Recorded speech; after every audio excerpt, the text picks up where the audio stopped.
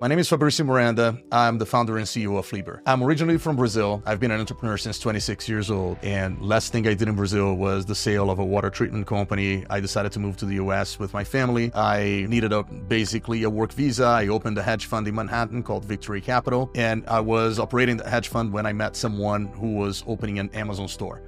And I got very intrigued because I didn't even know that was a business at the time, but that person was very smart and very capitalized. So I knew there was something around it. And I decided to go out for a glass of wine. And in the very start of the conversation, he asked me, Fabricio, how much percent of retail do you think is online? And I thought it was already 45, 50%. And he told me that it was 8%. And at that time, I knew that I had to jump into this new world of retail. I knew that it was a much bigger opportunity than I could ever envision. We started a company called HeadClicks. It was a company to sell products on Amazon. We were able to sell $12 million in the first year, which put us within the top 400 sellers at the time. But the best thing was that it showed us so many different opportunities. So after that, we ended up as a group founding a company in the fintech world. Then after that, in the ad tech world. Lastly, in 2019, I decided to start Flieber. And the reason I did that was because all of my problems that I had, the reason I would make money or lose money was always related to inventory. It was just a nightmare to deal with all the complexities around inventory. I had a team at a certain point with 8 people just doing that. And it was still a nightmare. So I knew there was something behind that as an opportunity. Initially, I thought that it was because I didn't have experience with retail. But then as I started talking to more people in the market, I learned that everybody had the same issue. So that's when I decided to start Flieber to try to solve the biggest and hardest problem to solve in retail. We launched on April 2nd of 2019. And we had a very quick growth. So by July of 2019, we already had reached $500,000 in ARR. And because of that, we ended up having opportunity to raise capital.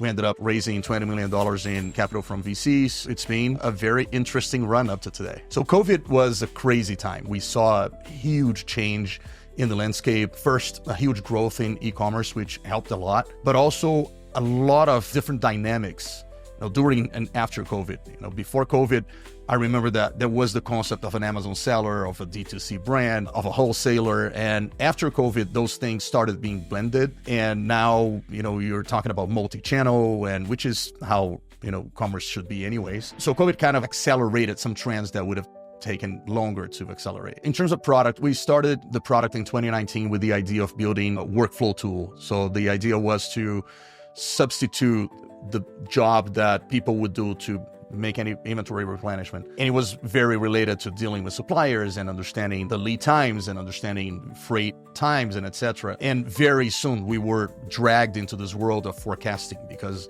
everybody in the end of the day wanted us to try to help them decide how many units to bring. We developed the first version of the tool. That was February 2020. That's when we launched the first version of the forecasting tool. We operated for a few years that way. And in 2023, we decided to completely rebuild the platform based on all the knowledge we collected along the way. And the reason is because in the pre-COVID world, there was one type of retail. In the post-COVID world, there's another type of retail.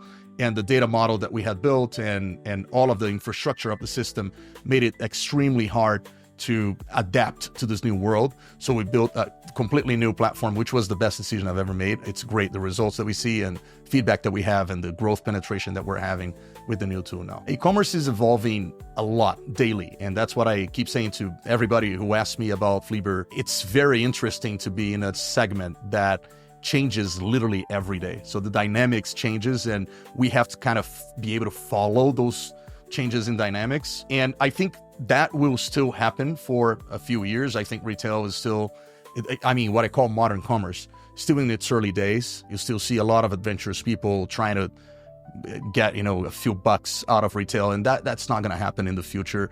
I think, there's going to be consolidation. There's going to be consolidation of tools and modernization of the retail overall. We'll still see this ever-changing world for a few years more, which makes it really interesting to be here because tools that work today not necessarily are going to work a few years from now. Well, I see Flieber as kind of the center of the whole retail infrastructure.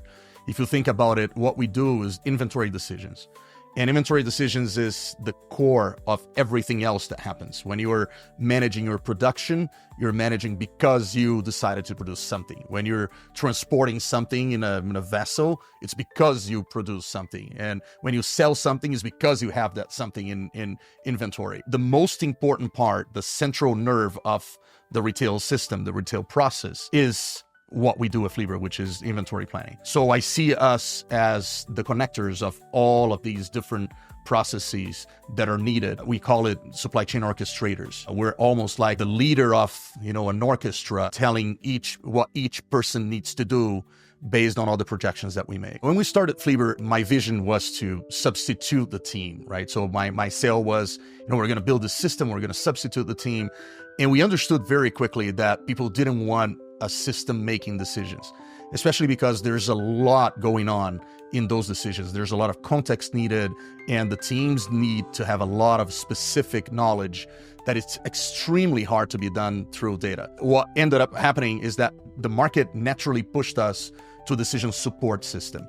And we position ourselves, and we really see ourselves, and our customers see ourselves as the super power behind what they do. So what we're doing is we're giving steroids to the operators so that they can make much, much better decisions in much, much less time. I usually say my dream is that these operators have a better quality of life, because I was an operator and I had a miserable quality of life, having to wake up in the morning to talk to China in the middle of the morning, and dealing with all the delays and the lack of information and all of the things that happen in the supply chain world, which is the real world, right? Moving a physical product.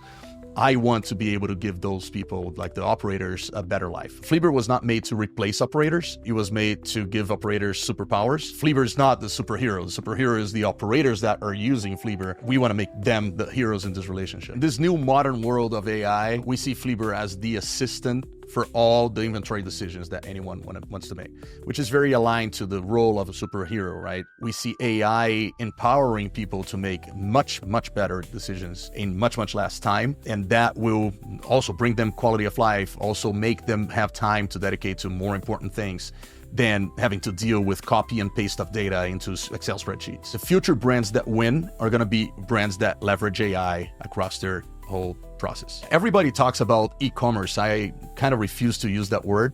I think the correct is modern commerce. I don't believe in any single model retail. I think retail will evolve more and more to being multi-mode. So it's not e-commerce. You have a brand, and your brand wants to sell everywhere. I'm sure that if I had an easy way to sell things in all of the channels, 100% of the brands would want to do that. So the only reason why they don't do that today is because it's hard. And Flieber is here to try to start making that easier. So there used to be retail, wholesale, e-commerce, sale through marketplaces, and all those things were individual businesses, models. And what you see today is an aggregation of all of them. You see them functioning at the same time. You don't want to be just a retailer. Retailers want to go to the online world because they are seeing that they're losing all the sales through the loss of traction in the offline retail.